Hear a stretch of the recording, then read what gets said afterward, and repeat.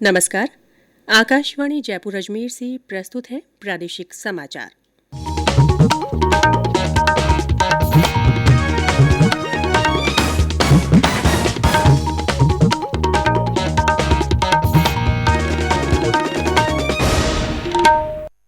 मुख्य समाचार। भारतीय वायुसेना का हेलीकॉप्टर तमिलनाडु के कुन्नूर के पास दुर्घटनाग्रस्त। हेलीकॉप्टर में सवार सीडीएस जनरल बिपिन रावत, उनकी पत्नी मधुलिका रावत और 11 अन्य लोगों का निधन। केंद्रीय मंत्रिमंडल ने केन बेतवा नदियों को जोड़ने की परियोजना को मंजूरी दी। इससे बुंदेलखंड क्षेत्र में पानी की उपलब्धता सुनिश्चित होगी। जयपुर जिले में 5 महीने बाद पिछले 24 घंटों में एक बार फिर कोविड के 25 मरीज मिले। प्रदेश में कोविड टीकाकरण अभियान में अब मुख्यमंत्री हेल्पलाइन नंबर 181 की सुविधा का उपयोग भी किया जा सकेगा। और न्यूनतम तापमान में कमी आने से प्रदेश के ज्यादातर स्थानों पर सर्दी बढ़ी। फतेहपुर शेखावाटी में तापमान 0.8 डिग्री सेल्सियस पर पहुंचा।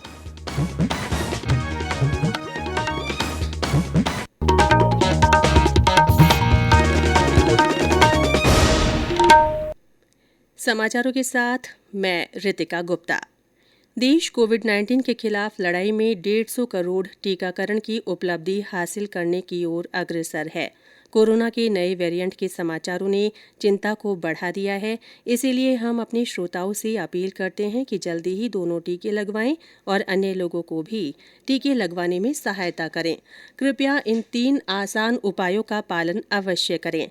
मास्क लगाएं, 2 गज की सुरक्षित दूरी बनाए रखें, हाथ और चेहरा साफ रखें। कोविड से संबंधित किसी भी जानकारी और मार्गदर्शन के लिए राष्ट्रीय हेल्पलाइन नंबर 1075 पर संपर्क करें। और अब समाचार विस्तार से। प्रमुख रक्षा अध्यक्ष सीडीएस जनरल बिपिन रावत और 13 अन्य को ले जा रहा भारतीय वायुसेना का हेलीकॉप्टर MI-17V5 आज तमिलनाडु के नीलगिरी जिले में कुन्नूर के पास घने जंगल में दुर्घटनाग्रस्त हो गया। चालक दल के अलावा सीडीएस का स्टाफ और परिवार के सदस्य भी हेलीकॉप्टर में सवार थे। यात्रियों में रक्षा पत्नी कल्याण संघ की अध्यक्ष मधुलिका रावत, सीडीएस के मिलिट्री सलाहकार ब्रिगेडियर LS लिड्डर, सीडीएस के SO lieutenant colonel Harjinder Singh और 5 पीएसओ शामिल हैं। हेलीकॉप्टर सुलूर एयरबेस की ओर जा रहा था। भारतीय वायुसेना ने एक ट्वीट में कहा है कि जनरल बिपिन रावत, उनकी पत्नी मधुलिका रावत और 11 अन्य लोगों का इस दुर्घटना में निधन हो गया है। रक्षा मंत्री राजनाथ सिंह हेलीकॉप्टर दुर्घटना के बारे में कल संसद को जानकारी देंगे। दुर्घटना के कारण का पता लगाने के लिए जांच के आदेश दे दिए गए हैं। रक्षा मंत्री राजनाथ सिंह ने प्रधानमंत्री को दुर्घटना के बारे में जानकारी दे दी है। केंद्रीय मंत्रिमंडल ने केन और बेतवा नदियों को जोड़ने की परियोजना को मंजूरी दे दी है। सूचना और प्रसारण मंत्री अनुराग ठाकुर ने आज नई दिल्ली में मंत्रिमंडल के फैसलों की जानकारी देते हुए बताया कि ये काम लगभग 8 साल में पूरा होगा और इस काम पर 44,605 करोड़ रुपए खर्च होंगे। श्री ठाकुर ने बताया कि इस राष्ट्रीय परियोजना में केंद्र सरकार का 90% योगदान होगा। उन्होंने कहा कि इस परियोजना के पूरा होने से 103 मेगावाट पन बिजली और 27 मेगावाट सौर ऊर्जा का उत्पादन हो सकेगा।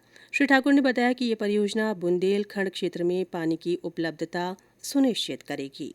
इस परियोजना से बुंदेलखंड क्षेत्र का विकास तीव्र गति से होगा। यहाँ के लोगों को सामाजिक एवं आर्थिक स्थिति में सुधार होगा। ऐसे प्रभावित जिले जहाँ पर पानी का अभाव है, जिनमें उत्तर प्रदेश के बांदा, महोबा, झांसी एवं ललितपुर और मध्य प्रदेश के टीकमगढ़, छतरपुर, पन्ना, सागर, दमोह और दतिया के निवासियों को काफी लाभ होगा। इसके अलावा मध्य प्रदेश के विदिशा, शिवपुरी और रायसेन जिलों में भी जल की आपूर्ति की जाएगी। इससे ग्राउंड वाटर रिचार्ज भी होगा। न केवल पेयजल की बल्कि सिंचाई की योजनाओं का भी इससे लाभ मिलेगा। उत्तर प्रदेश और मध्य प्रदेश में 10,62,000 हेक्टेयर भूमि सिंचाई योग्य होगी और लगभग 62 लाख जनसंख्या के लिए पेयजल की आपूर्ति की जा सके।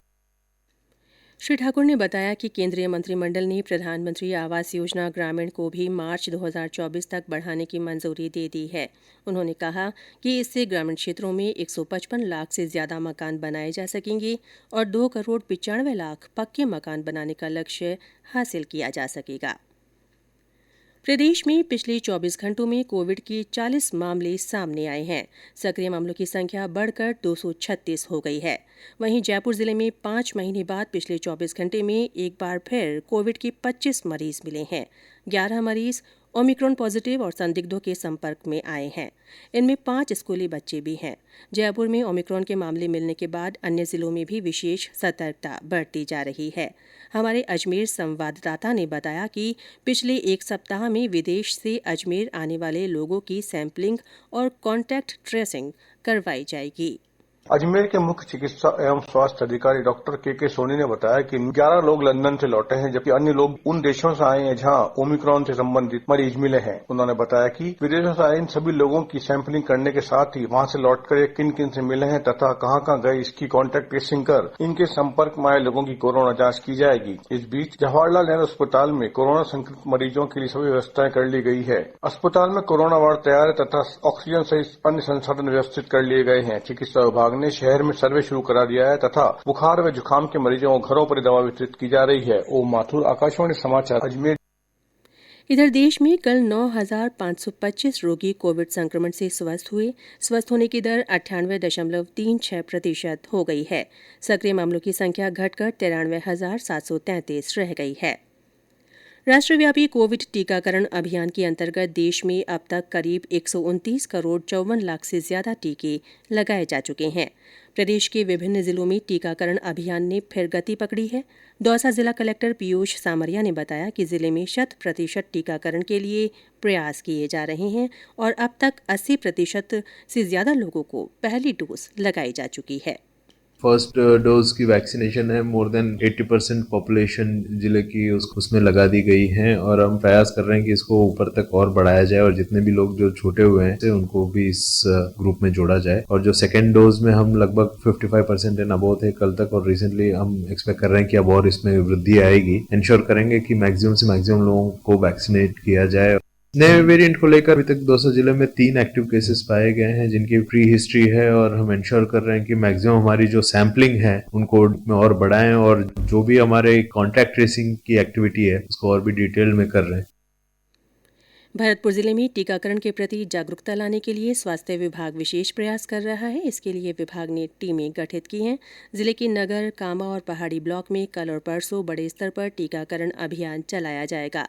जिला कलेक्टर ने बताया कि हर गांव में जागरूकता के लिए 13 कार्मिकों की टीम बनाई गई है। प्रदेश में कोरोना महामारी की रोकथाम के लिए टीकाकरण अभियान में अब मुख्यमंत्री हेल्पलाइन नंबर 181 की सुविधा का उपयोग भी किया जा सकेगा। इसके साथ ही यदि 10 या 10 से अधिक लोग टीका लगवाना चाहते हैं तो मुख्यमंत्री हेल्पलाइन नंबर 181 पर कॉल कर टीकाकरण के लिए इच्छित तारीख, समय और स्थान के बारे में सूचना देनी होगी। ऐसे लोगों का 24 घंटे और अधिकतम आगामी कार्य दिवस के अंदर टीकाकरण करवाया जाएगा। कोविड संबंधी राष्ट्रीय हेल्पलाइन नंबर हमारी वेबसाइट newsonair.gov.in पर उपलब्ध हैं। ये समाचार आकाशवाणी जयपुर अजमेर से प्रसारित किए जा रहे हैं। समाचार अभी और भी हैं, उससे पहले कोरोना जागरूकता संदेश। चलो मिलकर एक शुरुआत करें, चलो एक फैसला आज करें, मास्क नहीं तो टोकेंगे, कोरोना को रोकेंगे, चलो एक इरादा करते हैं, चलो कुछ वादा करते हैं, मास्क नहीं तो टोकेंगे, कोरोना को रोकेंगे। प्रादेशिक समाचारों में फिर से आपका स्वागत है और अब आजादी का अमृत महोत्सव से जुड़े समाचार।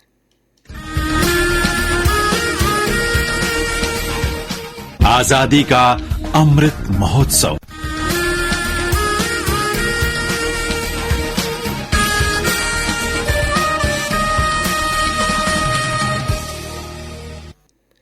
अमृत महोत्सव के तहत सिरोही जिले में पिंडवाड़ा के सरकारी स्कूल में 3 दिन की प्रदर्शनी की आज से शुरुआत हुई। कार्यक्रम के दौरान विभिन्न प्रतियोगिताएं आयोजित की गई, जिसमें विद्यार्थियों ने बढ़ चढ़कर भाग लिया। विजेताओं को पुरस्कृत भी किया गया। प्रदेश में 11 दिसंबर को आयोजित होने वाली राष्ट्रीय लोक अदालत के प्रचार प्रसार के लिए विभिन्न जिलों में कार्यक्रम हो रहे हैं। इसके तहत जयपुर में जिला विधिक सेवा प्राधिकरण जयपुर महानगर द्वितीय और प्रथम की ओर से आज पैदल रैली का आयोजन हुआ। बीकानेर में स्कूल के विद्यार्थियों की साइकिल रैली निकाली गई। दौसा और जालौर जिलों में भी जागरूकता रैलियां आयोजित की गई। राज्य सरकार के आगामी कृषि बजट 2022-2023 के नए प्रस्तावों पर चर्चा के लिए बीकानेर जिले में कृषि और उद्यानिकी विभाग के प्रमुख शासन सचिव की अध्यक्षता में वीडियो कॉन्फ्रेंसिंग के जरिए बैठक हुई। इसमें प्रदेश के कृषि विश्वविद्यालय के कुलपतियों ने भाग लिया। स्वामी केशवानंद राजस्थान कृषि विश्वविद्यालय के कुलपति प्रोफेसर आरपी सिंह ने बताया कि कृषि बजट के लिए विश्वविद्यालय की ओर से कुल 31 नए प्रस्ताव भेजे गए हैं। श्री गुरु तेग बहादुर के शहीदी दिवस पर आज देश भर में उन्हें श्रद्धांजलि अर्पित की जा रही है। प्रधानमंत्री नरेंद्र मोदी ने उन्हें नमन करते हुए एक ट्वीट में कहा कि श्री गुरु तेग बहादुर की शहादत देश के इतिहास की अविस्मरणीय घटना है। उन्होंने अपनी अंतिम सांस तक अन्याय के विरुद्ध लड़ाई लड़ी। इधर प्रदेश के श्रीगंगानगर में कलधीघर साहिब से नगर कीर्तन निकाला गया, जिसका जगह जगह स्वागत हुआ। राज्य क्रीड़ा परिषद की ओर से होने वाली ग्रामीण ओलंपिक खेल प्रतियोगिता के तहत चूरू जिले में अब तक 75,000 से ज्यादा खिलाड़ियों का पंजीयन हो चुका है। जिला खेल अधिकारी के अनुसार इन खेलों के लिए जिले को 1,912 युवा खिलाड़ियों का लक्ष्य मिला था। राज्य के उत्तरी क्षेत्रों में आज से 3 दिन तक शीतलहर चलने की संभावना है। मौसम विभाग के अनुसार आगामी दिनों में राज्य में अधिकतर स्थानों पर मौसम शुष्क रहेगा। इस बीच आज तापमान में कमी आई है और सर्दी का असर बढ़ गया है। हमारे सीकर संवाददाता ने बताया कि फतेहपुर शेखावाटी में न्यूनतम तापमान 0.8 डिग्री सेल्सियस दर्ज किया गया। इस मौसम में पहली बार घनी ओस दिखाई दी। तापमान में निरंतर गिरावट होने से फतेहपुर शेखावाटी में पारा जमाव बिंदु की ओर है। आज सवेरे का न्यूनतम तापमान 0.8 डिग्री सेल्सियस दर्ज हुआ। आगामी दिनों में तापमान में गिरावट का दौर जारी रहने की संभावना है। कोहरे के कारण आज विजिबिलिटी भी कम रही। सीजन की पहली बार घनी ओस के कारण चारों तरफ नमी महसूस की गई। मौसम में बार बार हो रहे बदलाव से किसानों की चिंता बढ़ी है। इस बार विक्षोभ का असर ज्यादा है। इस कारण किसानों को फसलों में खराबा होने का डर सता रहा है। हालांकि तेज सर्दी के कारण रबी की फसलों को फायदा होगा। बालमुकुंद जोशी, आकाशवाणी समाचार, सीकर।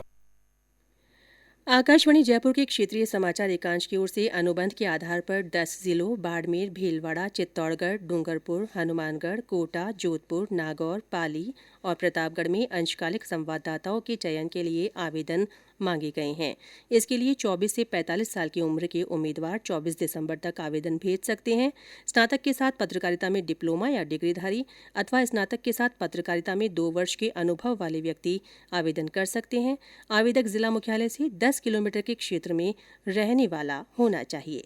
और अंत में मुख्य समाचार एक बार फिर। भारतीय वायुसेना का हेलीकॉप्टर तमिलनाडु के कुन्नूर के पास दुर्घटनाग्रस्त हो गया। हेलीकॉप्टर में सवार सीडीएस जनरल बिपिन रावत, उनकी पत्नी मधुलिका रावत और 11 अन्य लोगों का निधन हो गया है। केंद्रीय मंत्रिमंडल ने केन बेतवा नदियों को जोड़ने की परियोजना को मंजूरी दे दी है। इससे बुंदेलखंड क्षेत्र में पानी की उपलब्धता सुनिश्चित होगी। जयपुर जिले में 5 महीने बाद पिछले 24 घंटों में एक बार फिर कोविड के 25 मरीज मिले हैं। प्रदेश में कोविड टीकाकरण अभियान में अब मुख्यमंत्री हेल्पलाइन नंबर 181 की सुविधा का उपयोग भी किया जा सकेगा। और न्यूनतम तापमान में कमी आने से प्रदेश के ज्यादातर स्थानों पर सर्दी बढ़ गई है। फतेहपुर शेखावाटी में तापमान 0.8 डिग्री सेल्सियस पर पहुंच गया है। इसी के साथ प्रादेशिक समाचार बुलेटिन समाप्त हुआ। नमस्कार।